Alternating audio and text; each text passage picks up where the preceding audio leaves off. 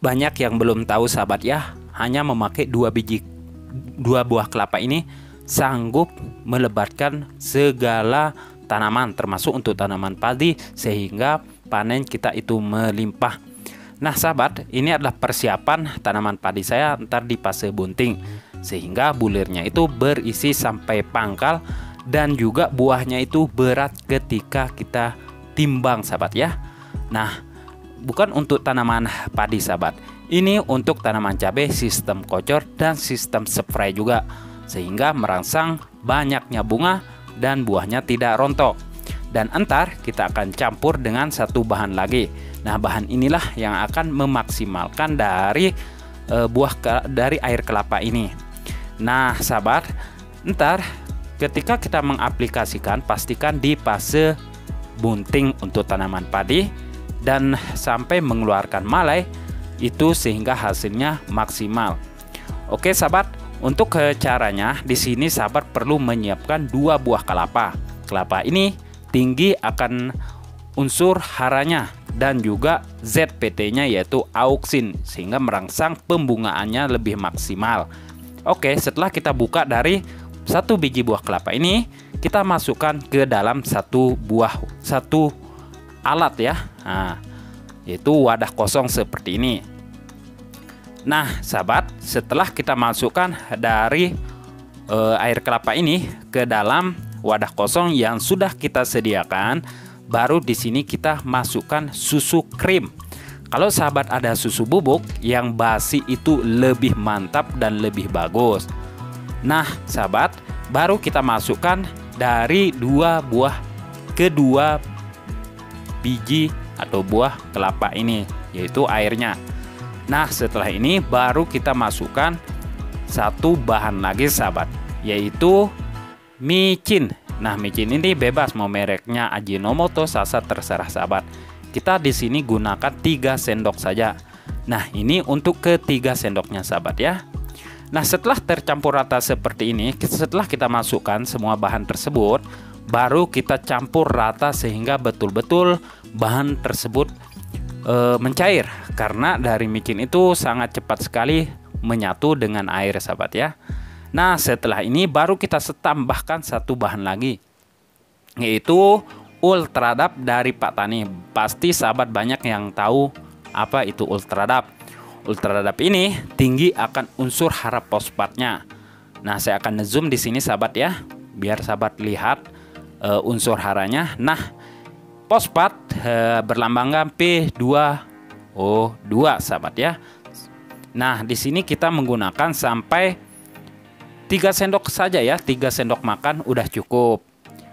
Ntar untuk kaliumnya kita akan memakai kalium organik biar memaksimalkan dari pupuk tersebut, sehingga panen padi kita itu melimpah ruah. Nah ini yang ketiga sahabat ya. Nah baru di sini kita campur aduk merata biar hasilnya lebih maksimal.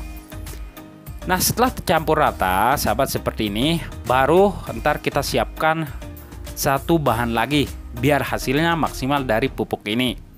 Nah di sini kita siapkan 3-4 liter dari air cucian ketan sahabat ya. Air cucian ketan ini sangat bagus sekali dan tinggi akan unsur hara makro dan mikronya sahabat. Oke sahabat, setelah ini sahabat, nah di sini untuk air cucian ketan itu ntar kita masukkan dari garam krosok atau garam kasar sebanyak kurang lebih 250 gram. 250 gram ini sahabat, ntar saya akan buka dulu ya. Oke, 250 gram kurang lebih itu 10 sendok.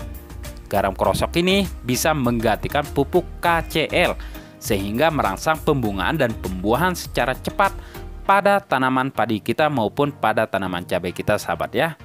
Nah itu yang ketiga, yang keempat, dan yang kelima, dan keenam sahabat ya. 7, 8, 9, oke 10 sahabat ya, udah cukup. Baru kita campur adukan dari bahan-bahan ini sampai benar-benar larut. Nah setelah ini sahabat, ntar kita akan siapkan bahan yaitu serabut kelapa. Serabut kelapa ini tinggi akan unsur hara kalium sehingga bisa menggantikan pupuk MKP. Nah, air cucian beras ini kita akan masukkan ke serabut kelapa ini. Serabut kelapa kita gunakan kurang lebih 2 biji sahabat ya. Oke, kita aduk rata karena di sini ini ada garamnya, sisanya nggak apa-apa, nggak ada masalah sahabat ya. Nah, di sini sahabat kita campur aduk saja ya, biar hasilnya lebih maksimal. Setelah garam bersama air ketan dan juga serabut kelapa ini tercampur rata sahabat, itu akan mengeluarkan unsur hara yang sangat dibutuhkan di fase pembuahan dan di fase bunting, sehingga berat pada buah bulir padi kita itu sangat berat sekali dan timbangannya itu sangat luar biasa. Oke sahabat, setelah ini kita masukkan dari air kelapa, susu dan lain sebagainya itu sahabat ya. Kita campur adukan di sini. Nah, susu itu tinggi akan unsur kalsium sehingga sangat bagus di fase pembuahan sahabat. Kita campur adukan seperti ini ya, biar benar-benar terlarut dari bahan-bahan tersebut sahabat. Nah sahabat, setelah ini untuk kalau udah jadi ntar kita perlu mendiamkannya kurang lebih 1 minggu, tergantung sampai kapan perubahan dari warna dari bahan ini.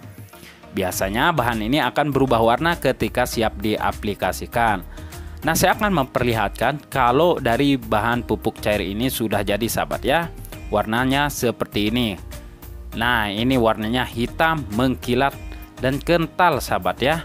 Ini kalau sudah siap diaplikasikan ke tanaman cabai maupun tanaman padi.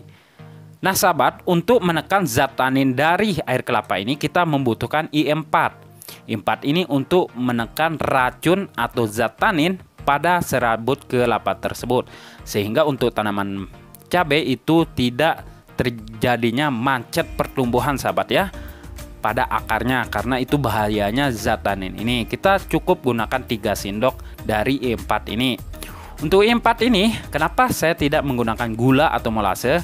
Karena di situ sudah ada air kelapa sahabat ya, dan juga sudah ada susunya, sehingga kita tidak perlu menambahkan dari molase atau gula putih maupun gula merah. Campur adukan merata seperti ini sahabat ya, biar ini aja sudah berubah warnanya udah kecoklatan. Biasanya kalau udah jadi 1 minggu sampai 1 minggu lebih itu sudah berubah warna kecoklatan. Nah, di situ sudah siap diaplikasikan ke tanaman kita di sistem spray dan sistem kocor. Untuk dosis dan ukurannya, untuk sistem spray pada tanaman padi kita menggunakan 25 ml per liter air. Itu untuk sistem spray sahabat ya.